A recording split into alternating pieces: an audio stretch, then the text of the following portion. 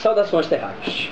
Eu me chamo Miguel Raoni, sou membro da Associação Paraense de Jovens Críticos de Cinema, um grupo informal de Belém do Pará que pretende, através de ações cineclubistas e de blogs de crítica, ampliar o diálogo que acontece na nossa cidade, estado e país sobre a linguagem cinematográfica. Hoje, reunido aqui com Felipe Cruz, do blog Who Could Imagine, e Luar Sampaio, do blog Composição Estranha, os dois membros da PJCC, estamos aqui para discutir qual a função da crítica. Acreditamos que, apesar do lugar desprivilegiado que ela ocupa dentro da cadeia de produção, exibição, distribuição e reflexão cinematográfica, a crítica é uma instituição fundamental e que, apesar de desprivilegiada, precisa ser reconhecida. Enfim. Hoje a gente está aqui na frente dessas câmeras, juntamos amigos para colocar nossa colher no debate e responder a pergunta: crítica para quê? Comecemos então pelo Felipe Cruz. Sim. Acho que antes de responder para que crítica, seria importante a gente pensar um pouco o que é uma crítica, na verdade. Acho que é muito comum que as pessoas confundam crítica com sinopse, por exemplo.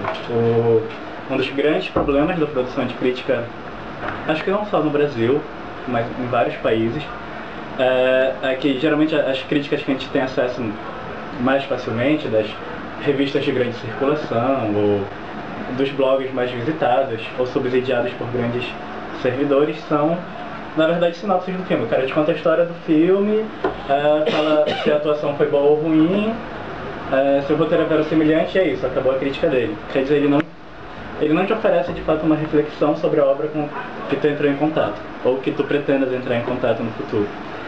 E acho que é muito fácil o crítico se acomodar nesse modelo de sinopse que é o mais difundido ultimamente. Principalmente porque, se acomodando nesse modelo, ele não se expõe da mesma forma que o artista se expõe quando ele se propõe a realizar uma obra de arte. Isso no cinema ou em qualquer outra linguagem. Então, acho que, para mim, antes de qualquer coisa, a crítica tem que estar na altura da obra que ela pretende criticar. Ou seja, na minha concepção de crítica, não é possível uma pessoa ver um filme do Alfred Hitchcock e se conformar em simplesmente descrever a história do filme. O filme, por pior que seja o filme que a pessoa tenha visto do Alfred Hitchcock, merece uma crítica melhor do que essa. Então, uma crítica que fuja da obra que ela pretende falar, na minha opinião, não é crítica. A crítica viria sempre e basicamente do confronto. A crítica tem que olhar de frente para a obra, para o filme, para o livro, etc. E partindo desse pressuposto, acho que a gente pode ensaiar já aqui uma função para essa crítica. Então, uma crítica que se preocupa com esse enfrentamento, ela vai te oferecer necessariamente uma espécie de continuação de experiência estética daquela obra. Ou seja, tu já teve o primeiro contato, que é o essencial, de apreciação daquilo, e agora tu vais poder, digamos, já dispondo de mais tempo, já depois do calor do primeiro contato, da reflexão, que é necessariamente um estágio mais frio e intelectual da apreciação de uma obra de arte. Então, acho que o crítico de arte, o crítico de cinema, ele tem que se policiar para que a crítica dele tenha essa função de continuidade de uma experiência estética que a obra de arte dá início. E usar o texto dele, ou o vídeo, enfim, independente do formato que ele use para fazer a crítica dele, para aprofundar ou ampliar questões que aquela obra suscita nele. E debater, se possível, essas questões com o público, de alguma forma. E acredito que aí mora a essência da verdadeira crítica. Chamando de verdadeira crítica aqui, o escritor que se dispõe a ter tanto trabalho quanto o artista teve na feitura de uma obra de arte. Sendo um artista também, complementando como artista. Então, eu posso continuar engatando um pouco do que tu falaste, que eu li algumas coisas, enfim, nunca li o livro inteiro do Bordow, mas o que eu li do Bordow, ele que é um cara que é um estudioso de cinema, um crítico de cinema americano, que ele fala disso, ele constrói essa linha do que é, como é que se faz uma crítica de cinema. E como tu falou, a sinopse, eu acho que esse é um dos pontos maiores que a gente, enfim, tem que debater aqui hoje. Que hoje em dia a gente entender, as pessoas entendem essa crítica como as estrelinhas, né? A crítica de cinema virou as estrelinhas do blog, os grandes blogs famosos. E isso é bem prejudicial, pelo fato de que a sinopse ela é um pedaço, é uma introdução do que tu vai continuar, é o contexto daquilo ali para te começar a abrir o leque e tal do filme.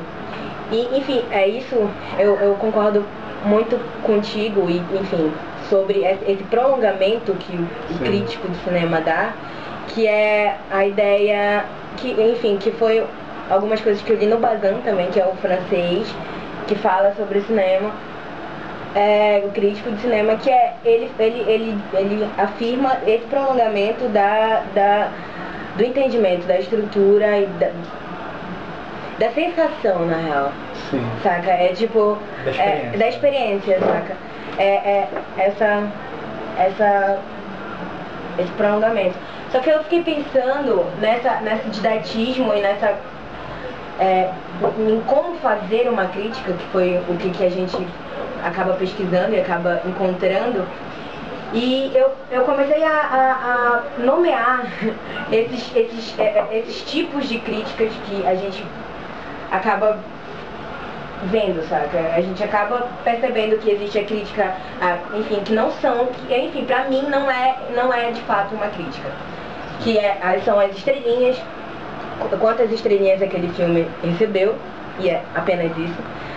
O apaixonado, o cinéfilo apaixonado, que leva o seu amor e a sua cinefilia, enfim, a sua vontade e amor por aquele personagem, por aquele ator, enfim, e pensa que ali ele vai construir só com aquilo, não que aquilo não tenha que fazer parte, mas acredita que só com aquilo ele construa uma crítica.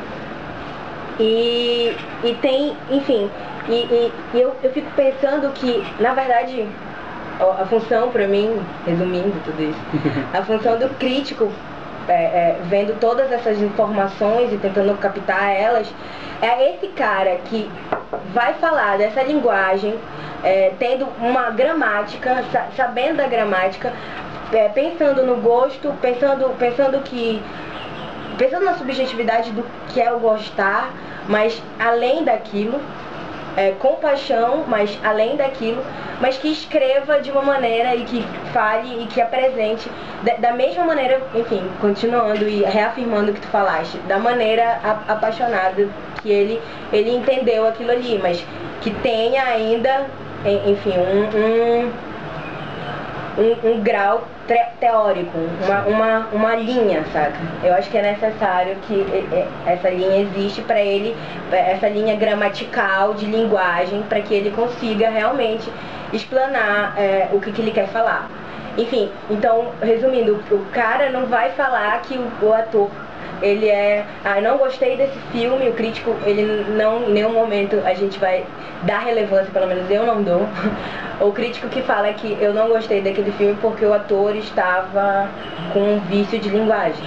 O crítico vai falar vai nos mostrar e nos fazer entender que aquele vício de linguagem talvez seja proposital para aquela obra, ou não. Enfim.